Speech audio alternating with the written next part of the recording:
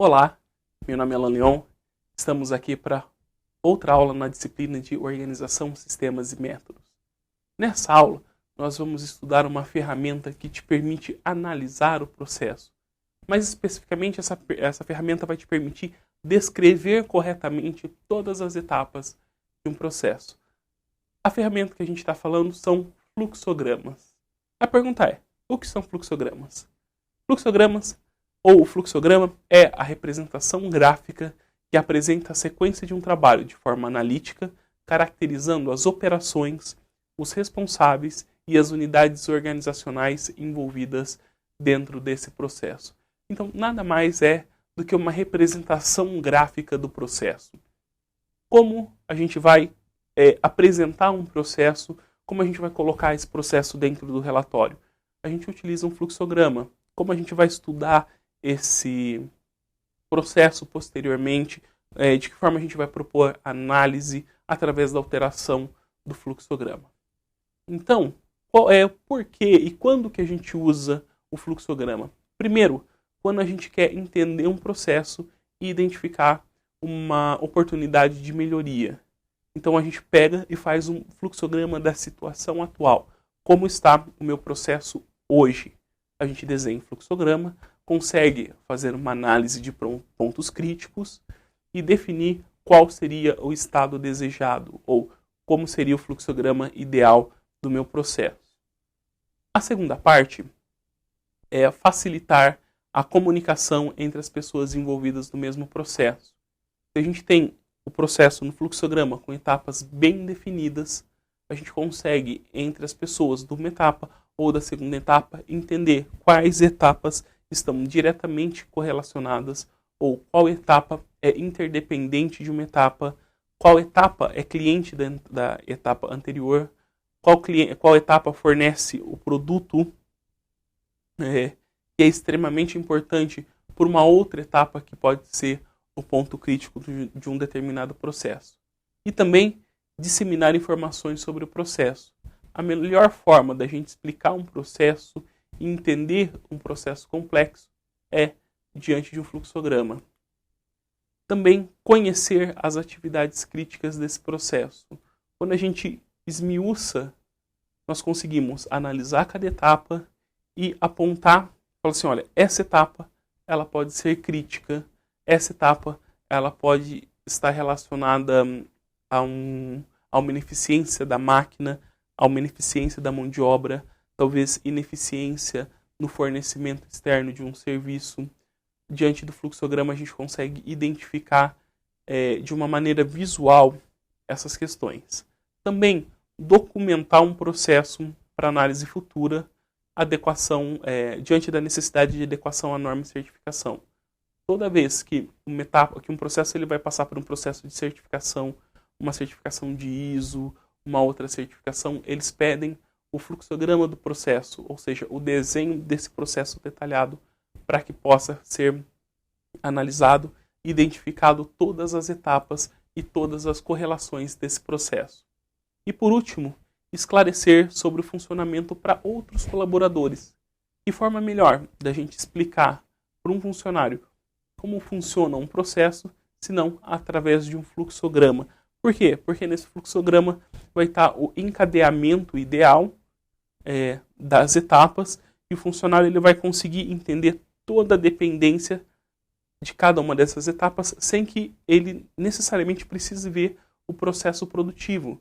Então, talvez um supervisor ele vai levar uma proposta para um gerente, ele fala assim, olha, esse é meu processo, esse é meu ponto crítico. O diretor ele vai olhar e vai enxergar o processo sem conhecer, às vezes, o chão de fábrica. Existem empresas que têm matriz em São Paulo e sua fábrica é no Nordeste. Não tem como o diretor conhecer o processo em loco, através, por exemplo, da observação que a gente estudou na outra aula. Mas ele consegue entender e consegue também fazer uma análise de pontos críticos desse processo. Quais são os tipos de fluxograma que a gente pode trabalhar? O primeiro tipo de fluxograma e o mais simples é o fluxograma vertical. Ele nada mais é que um diagrama simples composto por blocos e que não envolve a tomada de decisão. Ele permite uma rápida noção da sequência e do funcionamento do processo. Ele é muito utilizado em instruções de trabalho simples e para macrofluxo de processos. É esse fluxograma que vocês veem na tela. Põe na tela, por gentileza. Esse é o fluxograma da necessidade de um funcionário. Então, primeira coisa, a gente reconhece a necessidade do funcionário. Depois, aprova a requisição. Aqui, às vezes, a diretoria tem que aprovar a possibilidade de contratar. Depois, a empresa submete uma lista de candidatos internos. E aí cabe aos recursos humanos entrevistar os candidatos internos. Se ele consegue preencher parcialmente ou não consegue preencher, abre a necessidade de fazer uma pesquisa e conseguir candidatos externos. Daí depois existe a entrevista desses candidatos ou outro mecanismo que a empresa utilize para a seleção. É realizada a entrevista.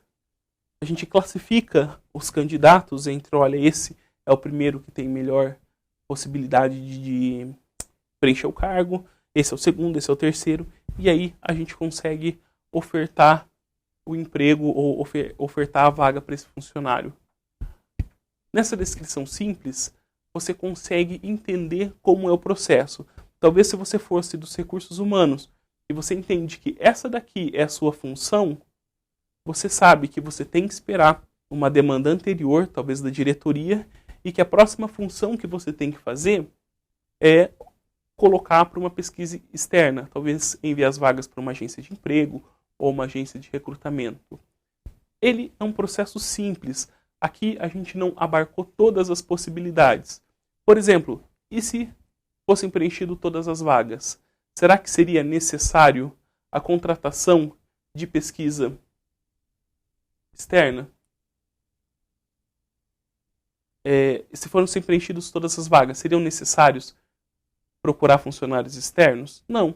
Mas o fluxograma ele não respondeu isso. Por quê? Porque ele é um fluxograma simples que não demanda a necessidade de possibilidades. Ele é o macrofluxo do processo.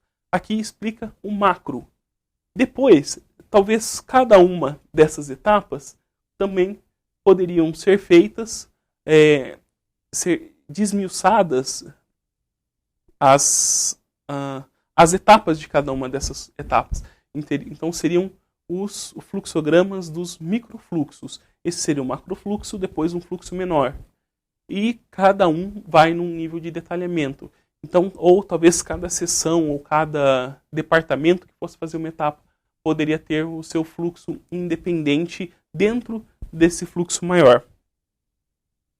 O outro tipo de fluxo é um fluxograma simples. Por que simples? Porque ele é o mais utilizado. Só que ele é mais complexo que o fluxograma anterior. Ele é basicamente um diagrama de blocos, assim como o anterior, só que ele é acrescido por um operador de decisão. Então ele começa a levar em conta se acontecer uma etapa, pode acontecer isso. Se não acontecer isso, deve acontecer isso. E aí ele torna o ciclo de decisão muito mais visível. E ele é útil para indicar uma sequência de funcionamento de um processo simples que depende de uma condição para ser executada ou para executar um determinado tipo de tarefa. E esse fluxograma aqui. Então, a gente tem o fluxograma, o início. Vamos supor que isso seja um fluxograma de produção de um produto. Então, a primeira etapa seria o levantamento dos insumos de produção. O que seria necessário para produzir esse produto? Quais são as matérias-primas envolvidas no produto? A próxima etapa é a produção do produto. Toda a manufatura, como essa matéria-prima vai ser processada, mão de obra inclusa. E aí a gente entra um moderador de decisão. Esse produto que foi pronto, que foi fabricado, ele está em conformidade com a qualidade que a empresa exige? Se ele não tiver, ele tem que ser descartado. Se ele tiver, está tudo ok? Ele pode ser embalado, entregado para o cliente, e aí é o fim do processo produtivo. Qual que é a questão? Ele permite que você abarque quantas possibilidades sejam possíveis na tomada de decisão. Então você sabe que se ele for descartado, vamos supor que a gente quisesse colocar um outro operador aqui, nesse fluxo, se ele pode ser reciclado. Você coloca sim, ele vai para reciclagem. Não, ele vai para um descarte tradicional. Você consegue pensar quantas possibilidades forem necessárias dentro do seu processo. E aqui vale a mesma regra que eu falei no anterior. Esse daqui é um fluxograma bem simplificado. Esse insumo de produção, a gente poderia fazer outro fluxograma só para entender como é a chegada da matéria-prima na empresa, como ela é estocada, como ela é armazenada, como ela é disponibilizada para a linha de produção. E aí, um fluxograma de como é a produção do produto, como é retirada a matéria-prima, como essa matéria-prima ela é trabalhada, em quais máquinas ela tem que passar, qual a necessidade de mão de obra, quais são todas as etapas de manufatura, até que o produto ficasse pronto.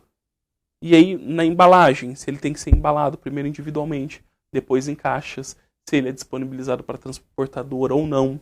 Aqui, entre a embalagem e a entrega para o cliente, a gente teria todo o processo administrativo de elaboração de nota fiscal, de colocar o produto disponível para a transportadora, de fazer a cobrança ou não, de mandar boleto ou não, até que o processo chegue ao cliente.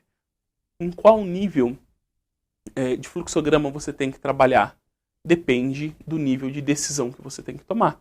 Se você precisa de uma visão do macrofluxo, você faz um fluxograma do macrofluxo. Se você precisa de uma análise micro, você vai esmiuçando mais esse fluxograma. Então, às vezes, o diretor ele vai fazer esse fluxograma e manda para o supervisor. Cada supervisor de cada seção, ele faz o seu fluxograma e manda para o funcionário. E o funcionário, dentro da sua atividade, por exemplo, só a atividade de elaborar a nota fiscal, ele faz todo o fluxograma caracterizando o passo a passo dessas decisões. O fluxograma ele cai muito em prova e ele cai principalmente como deve ser feita a representação gráfica.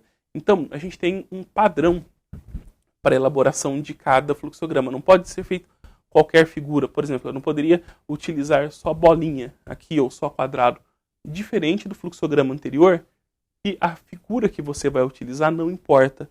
Importa o quê? Apenas a percepção do processo. Aqui, cada etapa ou cada figura geométrica, ela tem a sua utilidade. Vamos aprender quais são.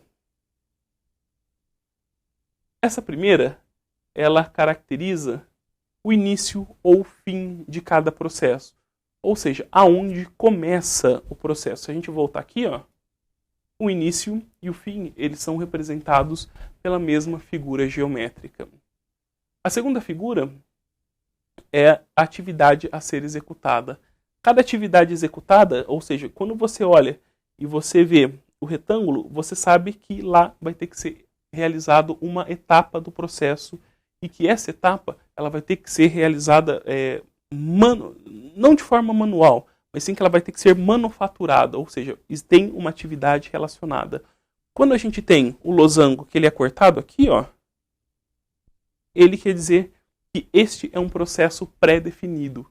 Ele é um processo essencial na produção naquele fluxograma. O losango, ele é um ponto de tomada de decisão. Porque ele permite que aqui, em uma etapa, a gente tenha o sim e na outra ponta a gente tenha, vou pôr aqui embaixo, o não. Ou seja, aconteceu essa verificação que eu quero aqui no fluxograma? Sim, pode acontecer outra coisa. Não, pode acontecer outra coisa. O losango, ele é de tomada de decisão.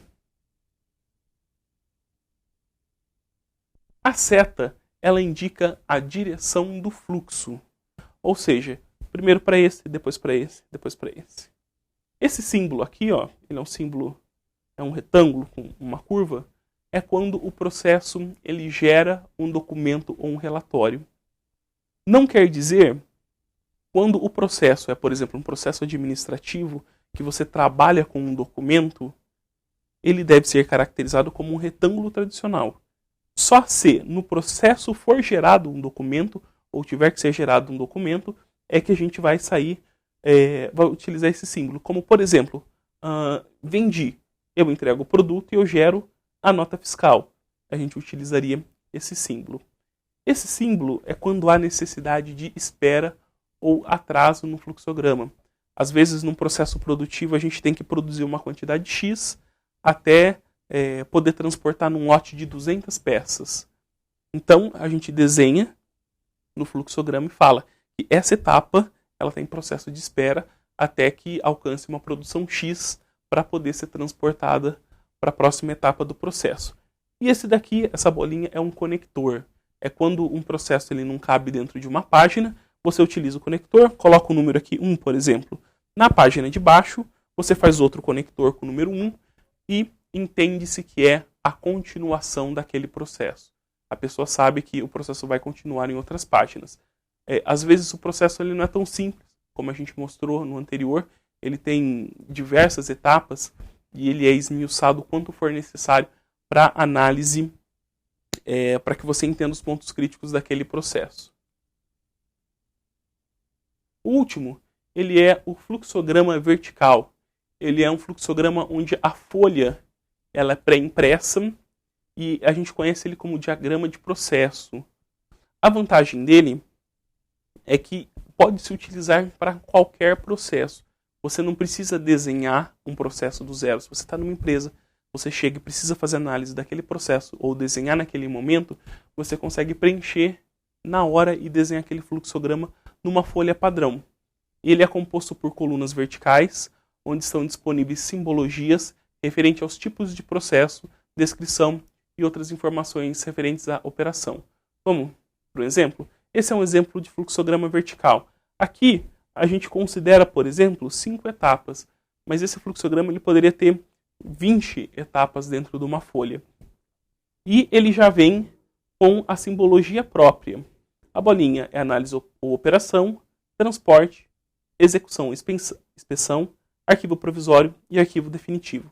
Por exemplo, existe o recebimento da nota fiscal. Setor, recepção, é uma operação. A próxima etapa é o transporte, ou seja, que isso seja enviado para compras. Não preencheu nada aqui porque é o mesmo setor que está fazendo esse serviço. A seção de compras, ou setor de compras, ela faz a inspeção ou conferência daquele processo. E aí ela vai fazer outro serviço, outra operação, que é gerar o boleto, e ela mesma vai arquivar a nota fiscal. Nesse processo, a gente representaria o fluxo de atividades com uma linha assim, em quantas etapas fossem necessárias para que a gente pudesse entender o processo. Então toda pessoa pegar ficha, ela vai saber o fluxo de atividades que, por exemplo, aquela mercadoria teve ou o fluxo ideal que deveria ser feito para cada processo. Então, essa foi a vantagem da utilização desse fluxograma, é que um administrador ele pode chegar em um determinado departamento junto com o funcionário e mapear todo o processo que ele faz sem a necessidade de uma especificação muito grande. Ele pode usar a mesma folha e a mesma teoria para mapear todos os processos, seja eles administrativos, produtivos, serviços, etc. Vamos agora então para as questões comentadas, ou seja, como nos concursos são perguntadas questões sobre fluxograma. Primeira questão, 2013, FCC, MPA Amazonas, cargo de administrador.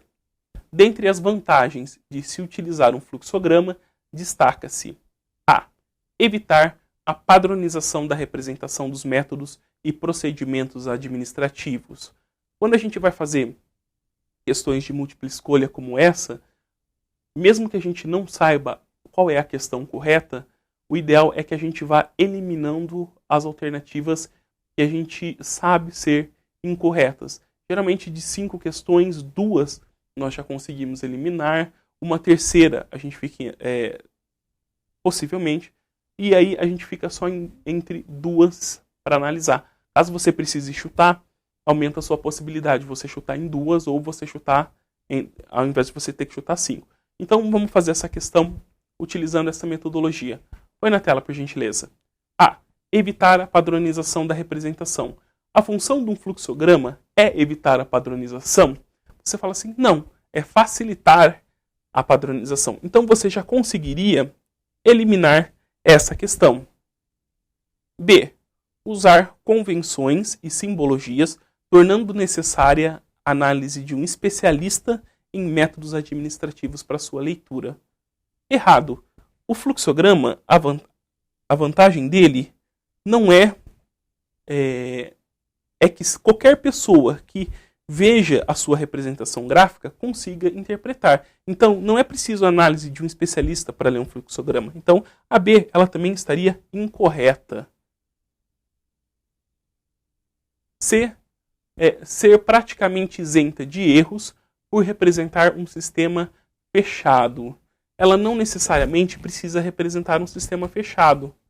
E ela não precisa ser isenta de erros. Claro que um fluxograma deve ser isento de erros, mas como ele representa um macrofluxo, geralmente ele vai ser isento de erros. Quando a gente for detalhar, os erros eles aparecem justamente para identificar a necessidade de melhoria que você vai ter dentro daquele processo. D. Ressaltar as etapas críticas da operação, evitando a dispersão de uma visão global por ser focado nos detalhes do processo. Ele não precisa ser focado nos detalhes do processo. Ele pode ser, por exemplo, um fluxograma de um macrofluxo. E ele não evita a dispersão de uma visão global. Ao contrário, ele dá para você uma visão global desse processo. Então, essa questão também está errada. A correta seria a E.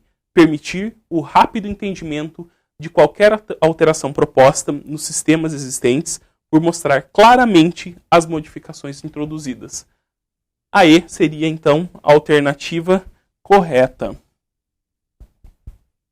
Vamos para mais uma questão? Leia as frases que conceituam o fluxograma. 1. Trata-se da representação gráfica do movimento e da operação de pessoas, documentos ou materiais entre diversas unidades da organização? Correto. O fluxograma ele é uma representação gráfica, ele pode ser de operação de pessoas, documentos, materiais ou qualquer tipo de processo administrativo. 2.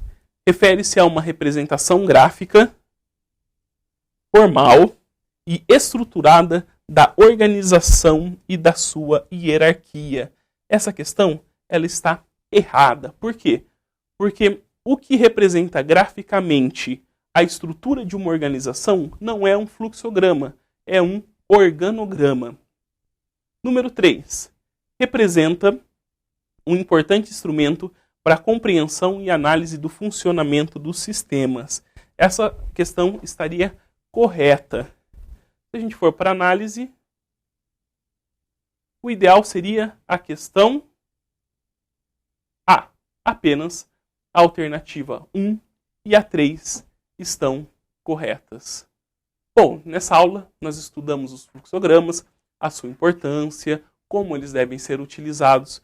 Espero que vocês estudem, bons estudos e até a próxima aula.